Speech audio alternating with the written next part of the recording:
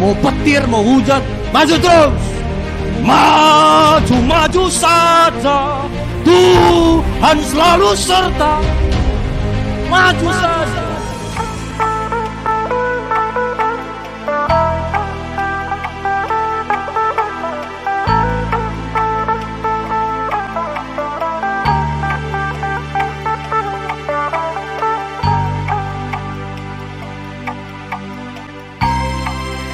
Batasnya, gereja kita ada batas, provinsi ini yang lagi ribut baru-baru ini ya, Aceh, Sumatera Utara itu ada batas. Kita juga punya batas. Kita tinggal di Logenda ini ada batasan-batasannya, ada aturan-aturannya. Nggak bisa sesuka hati kita. Kita manusia terbatas, tapi saya percaya satu firman Tuhan pernah bilang begini. Bagi Tuhan tidak ada yang mustahil. Bagi orang percaya tidak ada yang mustahil. Artinya kalau ini batas itu mustahil, tapi kalau kita di dalam Tuhan kita bisa menembus batas kemustahilan ini. Nah, hari ini kita mau belajar bagaimana caranya kita bisa menembus kemustahilan itu, menembus batasan-batasan itu. Yang pertama, ada 3 hal yang hari ini kita belajar. Ada 3 hal yang sering sekali membatasi kita manusia. Jadi ini kita harus tingkatkan supaya kita nggak terbatas. Yang pertama adalah pengetahuan. Pengetahuan itu sangat membatasi manusia. Kita hanya bisa bergerak sejauh pengetahuan kita. Makanya firman Tuhan bilang di dalam Amsal 1 ayat 5. Baiklah orang bijak mendengar dan menambah ilmu. Dan baiklah orang yang berpengertian memperoleh bahan pertimbangan. Tuhan mau kita itu nggak terbatas. Makanya Tuhan ajari kita tambahkan ilmu kita masing-masing. Mau ilmu apapun pelajari semua. Supaya kita nggak terbatas. Saya terbatas bahasa Inggris. Makanya kalau udah ada pelayanan yang temanya dikasih bahasa Inggris, udah bingung aku, udah ciut aku. Nah, jadi semua kita harus menang. Kalau kita mau lebih menembus batas kemustahilan, tambahkan pengetahuan. Kan Tuhan janji aku akan pakai kamu bukan hanya di Logenda. Sampai bangsa-bangsa. Kalau sampai bangsa-bangsa, ya kalau Tuhan mau pakai kita ke Amerika, ya sampai hari ini Amerika belum pakai bahasa Karo. Bahasa Inggris. Mau nggak mau kalau kita mau menembus batas, Tuhan bisa pakai. Tapi kita kan terbatas kalau kita nggak bisa bahasa Inggris. Nah, jadi tingkatkan pengetahuan kita. Hosea pasal 4 ayat 6, umatku binasa karena tidak mengenal Allah. Dalam bahasa Inggrisnya, umatku binasa, ini sama artinya, karena tidak berpengetahuan. Dalam bahasa Inggris itu lebih jelas. Umatku binasa karena tidak berpengetahuan. Makanya tingkatkanlah pengetahuan kita. Orang yang kurang dalam satu area pengetahuan, maka orang itu akan selalu jatuh atau ditipu dalam area itu. Kalau kamu mungkin udah jago semua pertanian, kemungkinan kamu gak akan ditipu lagi dalam pertanian. Tapi kalau ada area-area dalam hidup kita, kita kurang pengetahuan di situ, maka kita akan sering jatuh di situ, sering ditipu di situ. Iblis itu kan penipu, kerjanya memang nipu. Makanya Tuhan bilang tambahkan pengetahuanmu. Saya kadang gak habis pikir, ada orang-orang yang tertipu hanya gara-gara SMS, mama butuh pulsa. Kirimkan dulu mama pulsa. Saya nggak habis pikir kalau sampai hari ini masih ada orang yang tertipu. Anda mendapatkan 500 juta. Untuk mengambil ini Anda harus kirim pajak ke sini. Nggak habis pikir aku ada orang yang tertipu, masih gitu-gitu, udah zaman sekarang begini. Tapi faktanya masih banyak yang tertipu. Tapi saya nggak bisa salahkan orang-orang yang tertipu itu. Karena saya tahu pengetahuan mereka mungkin hanya sebatas dapat uang. Dan mereka nggak tahu itu penipuan. Saya punya teman kerja di bank, dia jadi teller. Dan salah satu syarat jadi teller, mereka itu sebelum jadi teller, mereka itu diajar habis-habisan untuk mengenal uang asli. Mereka diajar mengenal uang asli. Uang asli itu gini, uang asli itu gini, begini, sampai berapa hari hanya untuk belajar mengenal uang asli. Dengan mereka sudah mengenal uang asli, mereka nggak akan tertipu lagi dengan uang palsu. Uang palsu akan selalu ada dan banyak jenisnya. Makin menyerupai. Tapi dengar, kalau kita belajar yang asli, kita nggak akan tertipu dengan uang-uang palsu. Sama dengan kehidupan kerohanian kita. Penipuan akan selalu banyak. Tapi kalau kita belajar firman Tuhan, belajar kebenaran firman Tuhan, kita nggak akan gampang tertipu. Tapi pengetahuan ini nggak bisa didapat kalau kita didoakan saja. Nggak bisa, Om doakan aku Om. Kurang pengetahuan aku lalu kudoakan. Dalam nama Yesus pengetahuan masuk. Nggak bisa begitu. Pengetahuan itu didapat dari kita belajar. Makanya jangan malas belajar. Selama kita hidup nggak ada istilah aku sudah tua. Nggak ada itu. Kalau kamu jadi orang tua pun mau nggak terbatas. Selalu belajar. Sekarang banyak metode-metode belajar. Kamu mau belajar dari YouTube ada, dari buku ada. Belajar. Saya jadi hamba Tuhan, kan saya sudah sering bilang, saya tidak terlalu pintar. Tapi saya orangnya mau belajar. Saya mau bayar harga, saya ikut seminar-minar. Di mana saja, mau gereja apa, denominasi apa. Saya ikut karena saya mau belajar. Saya pergi kemana-mana, kalau saya sendiri, saya pasang khotbah-khotbah, saya pasang pelajaran-pelajaran di mobil, saya dengar. Dulu waktu masih zaman MP3, saya itu naik sepeda lari pagi itu sambil pasang headset, sambil dengar. Karena aku mau hidupku diisi oleh pengetahuan. Jadi belajar. Kepalsuan akan makin banyak ini. Apalagi dengan timbulnya AI sekarang. AI itu bisa bikin apa saja. Bayangkan foto bulang kita. Yang pada zamannya mungkin karena dia sanggupnya bisa dipoto. Pas foto yang udah rusak-rusak sekalipun bisa dibuat bagus lagi. Foto bulang kita bisa dibuat bergerak. Foto bulang kita bisa dibuat senyum seperti bulang kita dulu pernah ada. Hanya dengan modal foto. Makanya sekarang hati-hati kamu. Kalau lihat-lihat berita pun jangan langsung percaya. Bisa jadi itu AI. Bisa nanti dibuatnya persis kayak aku. Salaman atau jalan atau bergerak. Bisa dibuat sekarang. Makanya kita harus banyak-banyak belajar. Dengar ini Bapak Ibu. Kita nggak akan bisa maju dalam hidup ini kalau kita hanya mau mendengar apa yang kita mau dengar. Sekali lagi, kita nggak akan bisa maju dalam hidup ini kalau kita cuma mau mendengar apa yang mau kita dengar, apa yang cocok kita rasa, apa yang enak kita rasa, itu saja yang kita dengar. Nggak akan maju kita. Belajar mau mendengar ya teguran. Belajar mau mendengar hal-hal yang mungkin menemplak kita. Itu akan membuat kita maju. Kalau semua yang enak-enak kita dengar, gak maju kita nanti. Bilang kiri kanan, banyak-banyak belajar. Itu yang pertama, supaya kita bisa menembus batas.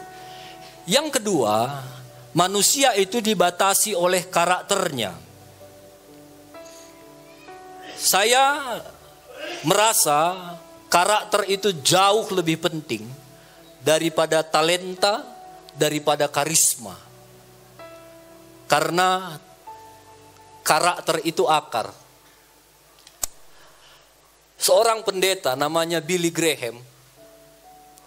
Saya coba pakai bahasa Inggris biar keren sedikit. Jangan nanti kamu pikir jago kali om ini menerjemahkannya. Udah berapa hari ini ku hafal-hafal artinya. Cuma tolong jangan bilang sama orang ya. Billy Graham pernah ngomong gini. Ketika kekayaanmu hilang, sebenarnya kau itu nggak kehilangan apapun. Kalau kita kehilangan kekayaan, Billy Graham bilang sebenarnya kau itu nggak kehilangan apapun. Karena bisa lagi dicari kalau cuma kekayaan, uang, harta. Tapi ketika kau kehilangan kesehatan, kau kehilangan sesuatu. Artinya kesehatan lebih penting dari kekayaan. Kalau kita hilang kesehatan kita, kau kehilangan sesuatu. Tapi ketika kau kehilangan karakter, maka kau sedang kehilangan semuanya. Nah ini pendeta Billy Graham bilang begitu. Kalau kita udah kehilangan karakter, maka kita sedang kehilangan segalanya. Makanya manusia itu dibatasi oleh karakternya. Kalau kita mau nggak terbatas, jaga karakter kita. Dulu ada pegolf. Dulu itu belum secanggih zaman sekarang, gampang kali rasanya dapat uang ya. Dulu ada satu atlet pegolf namanya Tiger Woods. Dia pegolf dunia.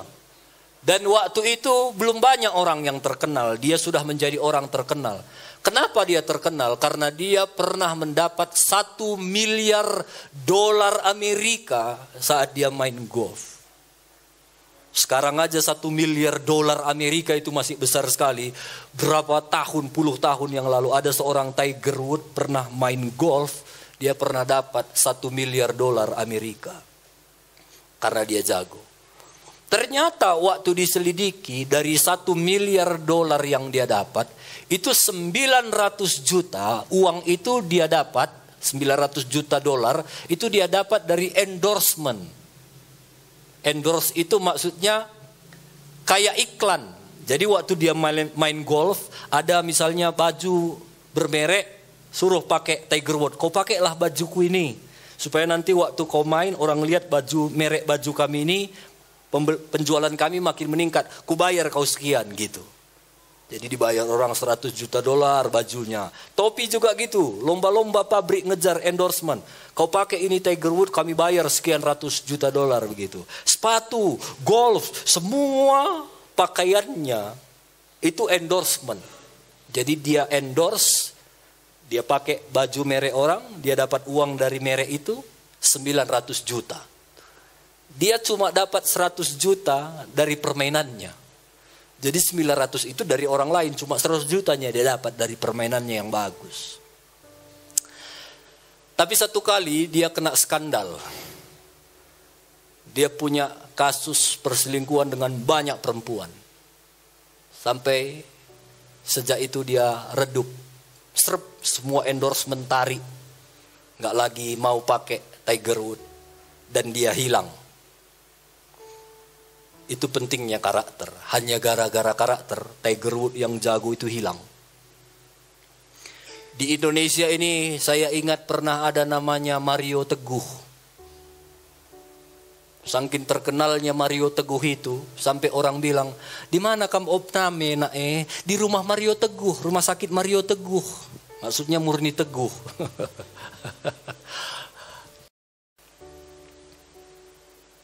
Dia asal bicara 1 jam, orang harus bayar 100 juta. Dia hanya ngomong, sahabat yang super. Oh, pertanyaan yang baik sekali. Gitu-gitu aja, 1 jam 100 juta. Dia banyak kasih nilai-nilai. Satu kali ada seorang anak, dia bilang, Mario Teguh itu bapakku. Dia gak akui anak itu. Bukan, kau bukan anakku. Padahal itu anak kandungnya. Dia gak jaga karakternya, selesai hidupnya. Gak pernah lagi dengar. Hanya gara-gara karakter. Saya baca berita 2 tahun lalu juga dia kena kasus korupsi. 5 miliar. Gak tahu gimana sekarang kehidupannya. Jadi kita itu dibatasi pengetahuan kita, dan hidup kita itu jangan dibatasi karakter kita. Makanya jaga terus karakter kita. Yang terakhir, manusia itu dibatasi oleh prinsip hidup. Prinsip hidup ini pun harus kita jaga. Saya nggak tahu apa prinsip hidupmu, tapi saya mau bilang apapun prinsip Bapak Ibu, sesuaikanlah itu dengan firman Tuhan. Sekalipun prinsipmu itu kamu merasa benar, kalau nggak sesuai dengan firman Tuhan, tinggalkan prinsip itu. Coba periksa prinsip-prinsip kita. Contoh prinsip hidup itu jujur. Kalau jujur ini mau kapanpun, dimanapun, ini prinsip hidup, nggak bisa tawar-menawar. Hiduplah dalam prinsip itu. Itu prinsip hidup. Itu sesuai dengan firman Tuhan. Makanya selalu kami bilang baca firman Tuhan, karena di dalam firman Tuhan ini banyak kali prinsip-prinsip hidup. Banyak kali. Apa yang kamu perlu ada di dalam. Alkitab juga ngajar prinsip tabur tuai. Itu prinsip. Kalau kamu mau tuai yang baik, tanamlah yang baik. Kalau kamu mau disenyumi orang, kemanapun kamu mau disenyumi orang, belajar senyumi orang.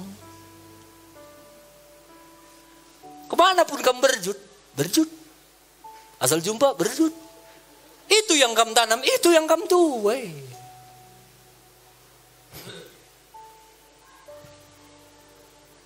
Itu prinsip. Jadi apa yang firman Tuhan bilang? Apa yang engkau mau orang lakukan dalam hidupmu, lakukan itu. Itu kan prinsip dari firman Tuhan. Jadi sekarang kamu mau apa orang buat dalam hidupmu? Mau baik orang semua sama kamu? Baik sama orang. Firman Tuhan ajar setiap perkara kecil, maka kamu akan dapat perkara besar. Itu prinsip. Kalau kamu mau dapat perkara besar dalam hidupmu, belajar setiap perkara-perkara kecil. Firman Tuhan bilang, kalau kamu mau ditinggikan oleh Tuhan, belajar rendah hati. Kalau kita tinggi hati, akan direndahkan. Itu juga prinsip. Makanya belajar prinsip-prinsip firman Tuhan. Kalau kita prinsipnya benar, maka kita akan hidup di satu situasi yang tidak terbatas. Ingat Bapak Ibu, kita ini dipanggil untuk jadi terang dan garam dunia. Terang dan garam dunia. Ini benda yang mirip-mirip fungsinya, mempengaruhi. Kalau di konteks kita sekarang, garam berfungsi untuk mengasinkan makanan. Tapi di zaman Yesus, garam itu konteksnya berfungsi untuk mengawetkan makanan. Karena zaman Yesus belum ada kulkas. Jadi kalau kita beli daging, untuk mengawetkan daging itu ditaruhlah garam. Garam itu fungsinya untuk mencegah kebusukan. Kita ini garam. Kita ini kalau mau berfungsi, fungsi kita mencegah cepatnya kebusukan. Dunia ini sedang menuju kebusukan. Makanya diperlukan terang dan garam dunia, jemaat-jemaat di sini, supaya kemana kita pergi minimal kita menahan kebusukan itu. Ini kan kita setiap bulan ada KKR anak muda. Kita kerjasama dengan pemerintahan Tanah Karo. Ini nanti siang jam 2 ada di Open State Brastagi. Itu setiap bulan. Gereja-gereja mulai bersatu. Jangan pikir gampang ini menyatukan ini. Apalagi semua dari interdenominasi yang berbeda-beda. Nggak gampang. Ini 22 Agustus kita akan buat KKR pelajar setanah Karo yang akan mengumpulkan 20.000 orang. Kamu pikir gampang mengumpulkannya?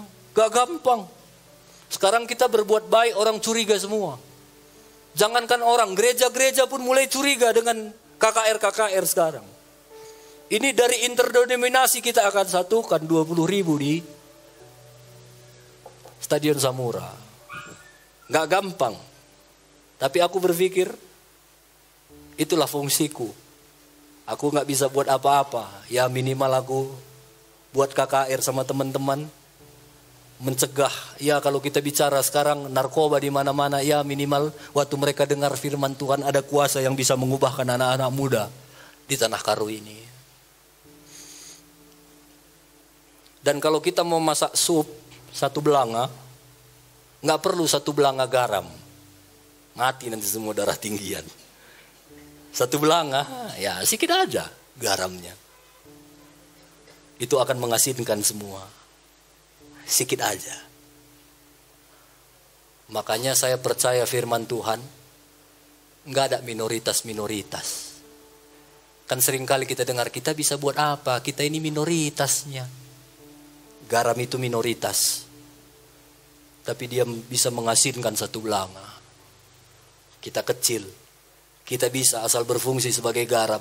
Jadi terang dunia. Kita bisa berfungsi mempengaruhi keluarga besar kita. Kita bisa mempengaruhi desa kita. Kita bisa mempengaruhi kota kita. Kita bisa mempengaruhi Kabupaten Karo, Sumatera Utara, Indonesia. Apa yang gak bisa bagi Tuhan? Asal kita berfungsi. Dan firman Tuhan bilang kalau ada garam gak asin lagi, gak ada lagi gunanya. Selain dibuang dan dipinjak orang. Jadi kalau kamu merasa ada jemaat di sini, mungkin kamu pernah merasa atau sedang merasa, kok aku rasanya dibuang orang? Kok aku rasanya kok dipijak-pijak? Kenapa ini Tuhan? Jangan cepat-cepat salahkan Tuhan. Coba cek dulu. Berfungsi nggak kita jadi garam? Karena kalau kita berfungsi, harusnya kita nggak dibuang, nggak diinjak, malah diperlukan. Bilang kiri kanan, berfungsi jadi garam.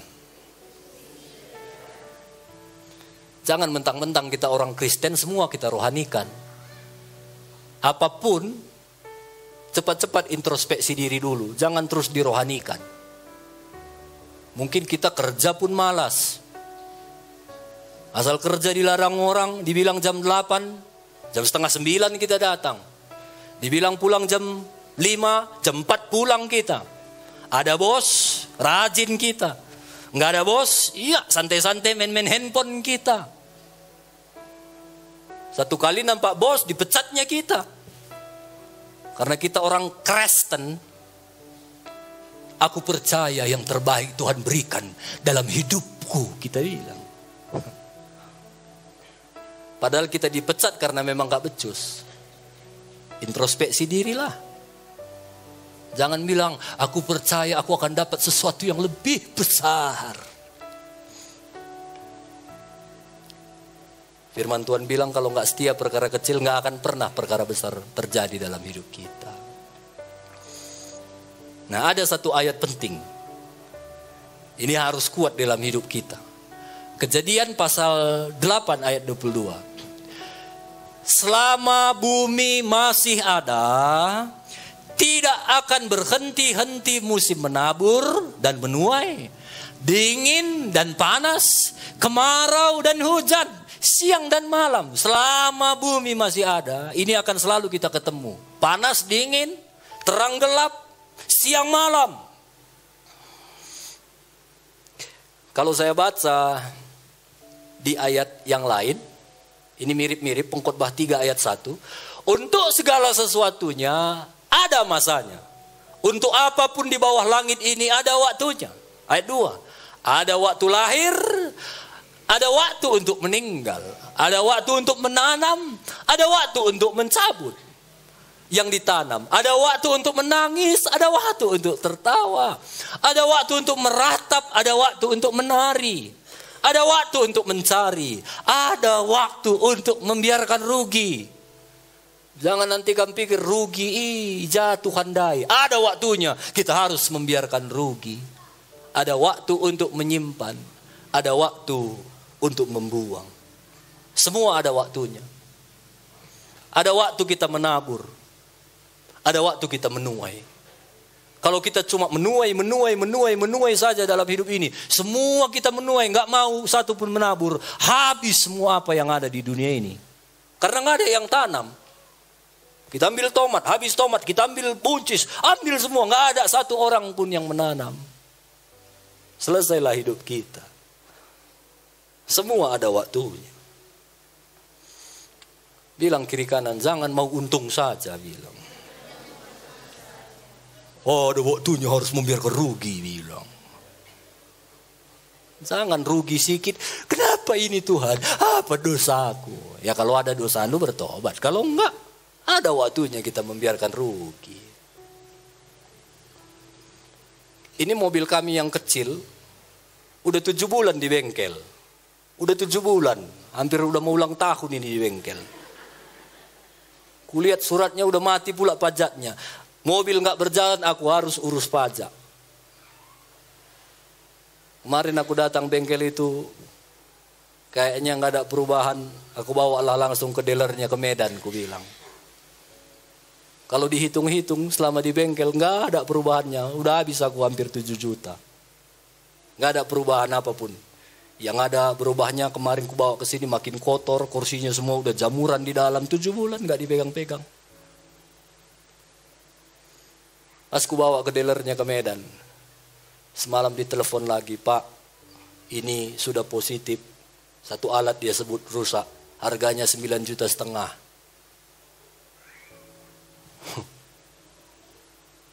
Nggak terkejut kalian ya? Iyalah karena banyak uang kalian. Aku waktu dengar itu, udah pasti bang. Sampai ulang-ulang aku bilang, udah pasti bang. Udah pasti pak. Ya udahlah, kalau udah pasti gantilah. Ada waktunya membiarkan rugi. Kalau udah Tuhan kasih izinkan aku membiarkan rugi, sebentar lagi ada lagi waktunya untung. Nah gitulah hidup. Jadi waktu matahari terbit, waktunya kita bekerja. Tapi waktu matahari terbenam, waktunya kita istirahat. Udah pas itu 24 jam dikasih Tuhan satu hari untuk kita. Walau kulihat wajah-wajah dia itu kurang kan merasa lalat 24 jam. Udah cocok itu. Kalau Tuhan kasih 48 jam satu hari sama kita, udahlah. Isi doa alita kita semua ini. Kita paksa ya kan? Entah bedengah, masih sempat. Kita paksa. Cepat kita mati. Makanya Tuhan buat pagi, Tuhan buat malam. Pagi untuk bekerja, malam untuk tidur.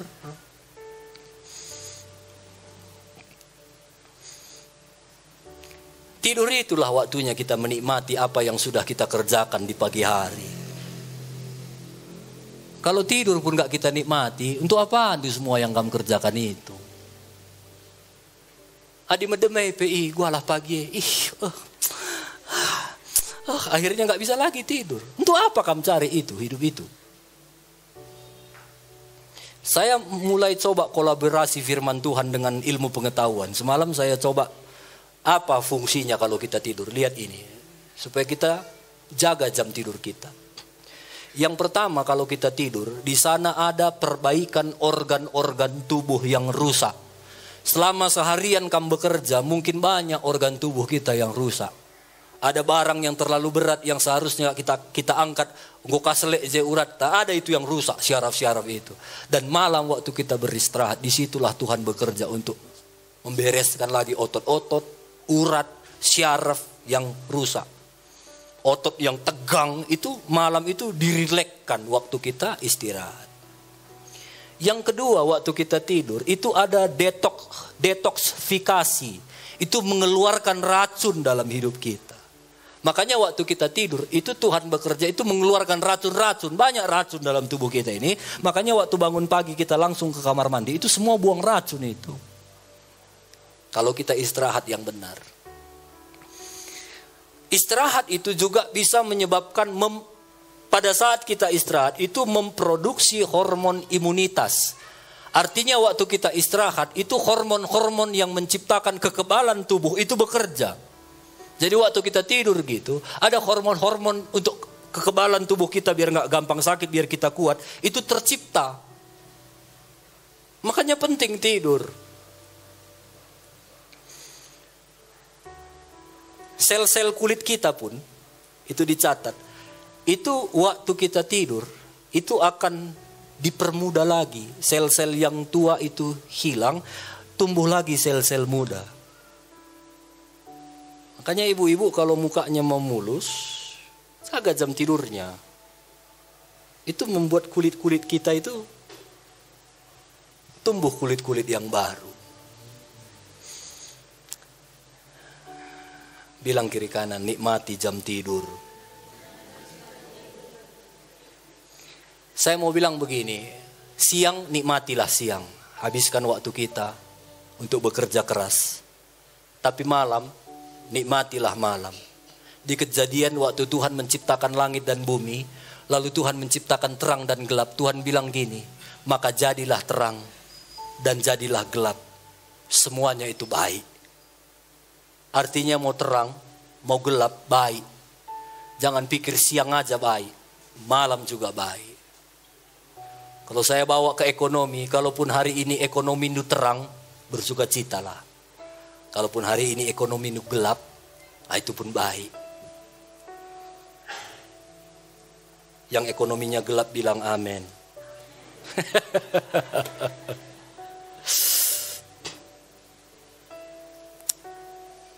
Jadi kalau kita udah capek menabur siang, malam istirahatlah. Istirahat. Ada Tuhan yang akan menumbuhkan itu. Makanya waktu kita selagi bisa bekerja, banyaklah menabur.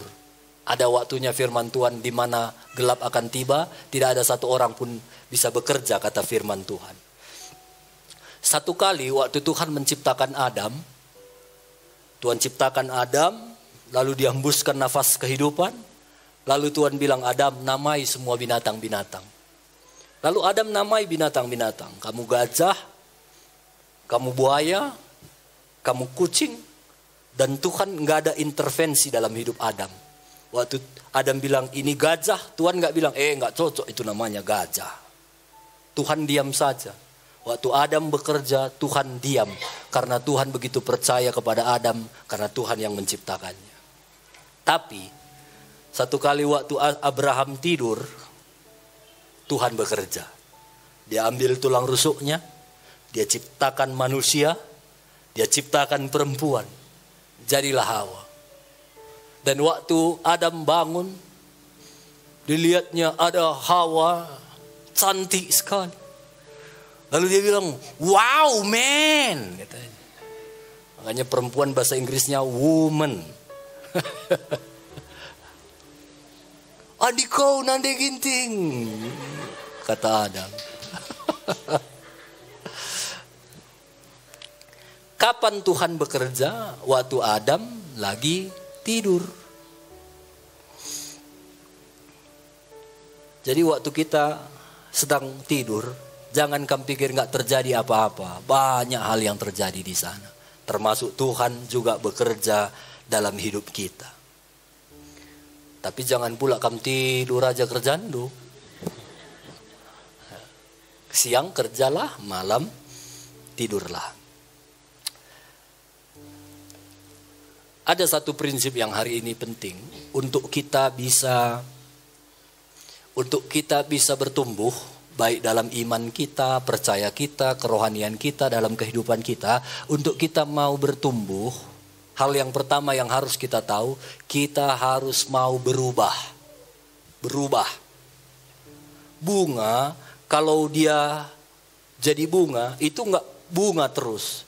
Kadang dia batang dulu, dia harus mau berubah, harus keluar carang, dia harus mau berubah, keluar bulat dulu, dan dia harus mau berubah supaya bunga itu kembang. Harus mau berubah, supaya kita bisa bertumbuh.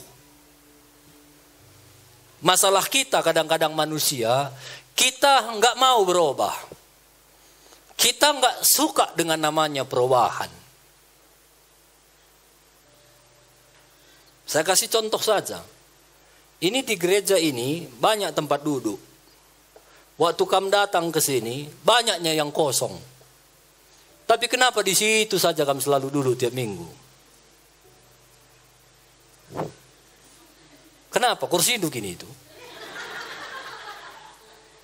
Kenapa seberapa sering waktu kita terlambat datang, kita lihat kursi kita yang selama ini diduduki orang. Kok didudukinya kursiku itu? Kenapa? Ada kamu bayar untuk aku duduk sini om gitu. Ada namanya di situ? Nggak ada. Tapi itu satu prinsip. Memang kita nggak mau berubah. Malas kita dengan namanya perubahan. Udah nyaman, udah gitu. Banyak orang mau bertumbuh tapi gak mau berubah. Gak bisa. Yang pertama kalau kita mau bertumbuh harus banyak kita berubah. Ini bukan masalah tempat duduk ya, nggak salah. Aku hanya kasih contoh. Besok minggu depan pun mau di situ lagi kam, disitulah kam terus. Kami pun lebih gampang lihatnya kalau kosong. Oh di sini Mama Jessica biasa, nggak datang dia gitu. Lebih gampang absennya. Tapi saya sedang menceritakan bagaimana berubah itu nggak mudah. Sama dengan berbuah. Kalau aku ini pohon, lalu waktu aku bertumbuh, tadi kecil mulai bertumbuh, lalu mulai keluar carang-carangku. Dan aku berdoa, Tuhan pakai hidupku, aku mau hidup mengasihi Tuhan. Aku mau berbuah Tuhan, kita bilang. Coba itu tasnya pinjam dulu. Nah ada talinya kan? Nah, bawa sini. Ini contoh buah. Gantungkan di tangan Om. Tuhan, aku mau berbuah. Tuhan kasih buah. Ini udah makin berat sedikit ini. Tas siapa lagi? Ayo, sukarelawan itu ada tas itu. Ayo, bawa sini itu. Gantung. Ayo, aku berdoa Tuhan, buatlah hidupku berbuah. Tas siapa yang paling besar?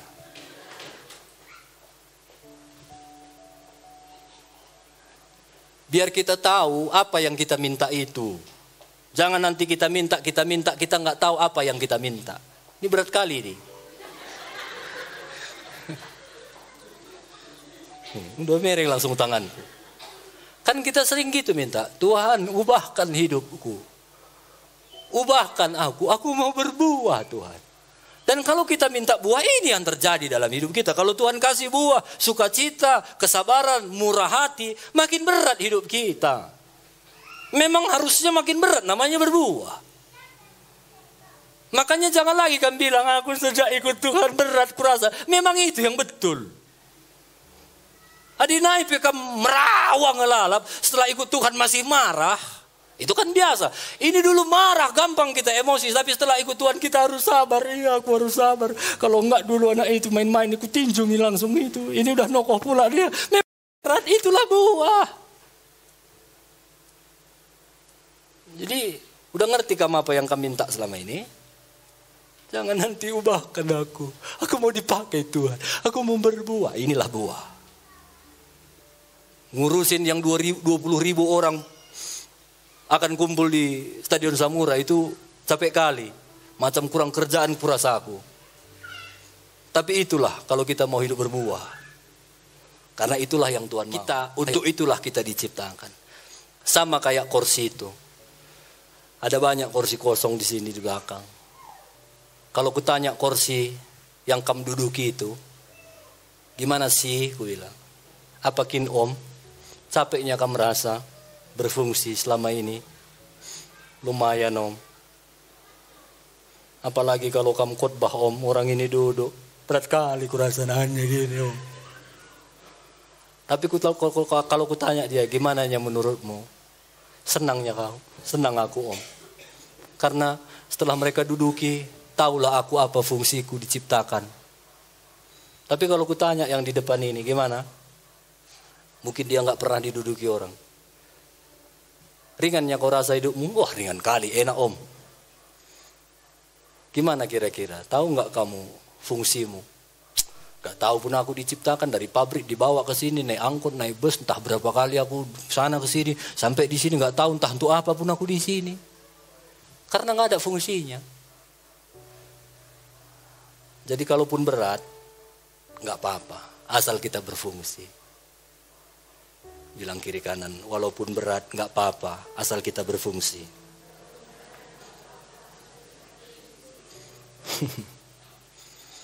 Tiga hal hari ini ya. Hidup kita, ingat kita jadi terang dan garam dunia. Dan Tuhan mau memakai kita itu di luar batas. Tapi yang pertama, tingkatkan terus pengetahuan kita. Apa saja belajar banyak. Mau pertanian, mau bengkel, mau apa, ilmu-ilmu pelajari banyak. Itu akan membuat kita melampaui batas. Yang kedua, hiduplah dalam karakter yang benar. Karakter kita itu harus dijaga. Itu akan menjaga hidup kita juga. Dan yang ketiga, hidup dalam prinsip-prinsip yang benar sesuai dengan firman Tuhan. Jangan kamu hidup dengan prinsip yang kamu rasa benar, tapi itu nggak sesuai dengan firman Tuhan, tinggalkan itu. Saya ingat ini, 2 minggu lalu saya di Batam. Itu dari hari Kamis sampai hari Senin saya di sana. Dari seminar itu dari hari Kamis sampai Sabtu. Minggu saya pelayanan seharian. Jadi habis pelayanan malam, saya sampai di hotel itu masih jam 8 malam. Masih malam sekali. Saya bilang sama panitianya, saya pengen istirahat karena sudah berapa hari. Lalu waktu saya di hotel, saya buka handphone. Kan besok saya pulang, pesawatnya sekitar siang. Jadi masih ada waktu santai-santai dari malam sampai siang besok di hotel. Aku suka gitu, asal ke kota manapun buka marketplace, cari radius yang gak jauh-jauh, 2-4 kilometer, jualan-jualan begitu. Aku lihat ada satu tas. Tasku yang di belakang itu. Aku cek, gak begitu mahal. Aku sengaja begini. Aku sebelum beli barang, langsung kulihat profil penjualnya. Yang paling kujaga, dia itu tidak berkawan dengan gereja yang aku layani di Batam. Itu gereja di Batam itu GBI Tapga itu semua orang kenal. Jemaatnya mungkin 5 ribuan, 6 ribuan sekarang. Jadi itu selalu, kalaupun barangnya bagus, kulihat teman Facebooknya itu, dia berteman sama gereja. Jangan-jangan ini jemaat. Karena aku punya prinsip, kalau jemaat itu, kalau tahu dia pendeta, itu pasti, udahlah om, gak usah lah om, gitu. Gak usah bayar om, kalaupun bayar, murah dibuatnya. Saya gak mau begitu, karena itu prinsip hidupku. Mereka juga jualan, mereka punya modal, dan kadang-kadang lebih bagus aku rasa gak usah belanja sama orang-orang yang kadang-kadang suka memberi gitu. Saya gak enak hati, karena itu prinsip hidupku. Nah ada satu tas yang di belakang itu aku lihat, wah murah 50 ribu. Akhirnya aku pesan, siap pak, kami segera datang katanya. Waktu kulihat gak ada kawannya sama gereja itu. Lalu malam dia bilang kami sudah di bawah pak. Aku turun ke bawah, kulihat dia di luar. Hai pak pendeta katanya. Kalian jemaat GBI Tapga ya? Oh enggak pak pendeta. Terus kok tahu saya pendeta? Pak kami ini jemaat HKBP. Cuma gereja kami lagi dibangun, jadi kadang-kadang susah parkir, susah begini masa pembangunan. Kami suka kadang-kadang ibadah di Tapga. Dan semalam kami ibadah di Tapga. Dan bapak yang khotbah. Tadi waktu bapak pesan, aku lihat, ini bapak yang semalam khotbah enggak? Ini bapak saya, iya senang kali kami pak pendeta. Aduh aku malu lah aku. Karena kan aku memang menghindar. Lalu dia bilang, iyalah mana tasnya, gue bilang. Ini pak pendeta, enggak usah bayar pak pendeta. Enggak. Aku udah pesan, kalian doa antar, aku harus bayar. Enggak usah lah pak pendeta, senang kali kami bisa beri sama pak pendeta. Enggak. Lalu aku ambil uangnya ini, uang tasnya. Lalu dikasihnya tasnya, aku pegang. Tapi pak pendeta boleh enggak kami mohon doa? Apa? Udah lama kami menikah, belum punya anak. Doakanlah, ya di parkiran itulah aku doakan mereka. Tuhan berkati, mujizat Tuhan terjadi dalam hidup mereka. Dea, makasih ya. Waktu aku mau ke atas, berat kali aku rasa tas bungkusannya ini.